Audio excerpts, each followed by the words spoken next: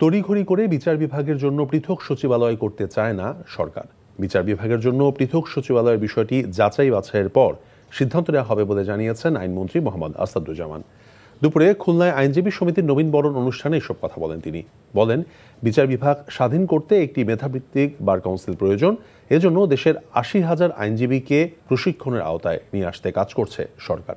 আইনমন্ত্রী আরও বলেন, বিচারাঙ্গনে ৯০ থেকে ৯৫% দুর্নীতিমুক্তভাবে কাজ করে, আর খায়রুল হক গংদের মতো ১০% বিচারপতি ইন্টেলেকচুয়াল দুর্নীতি করে আওয়ামী লীগকে আজীবন ক্ষমতায় রাখতে চেয়েছিলেন।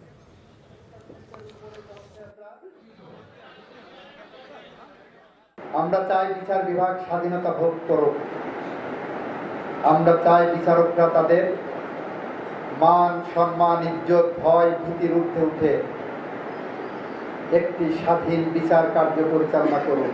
এবং এটা চাই বলেই আমরা এমন একটি পথ ধরে হাঁটছি, এদেশের মানুষের শান্তির, স্বস্তির, স্বপ্নের পথ দেখাবে।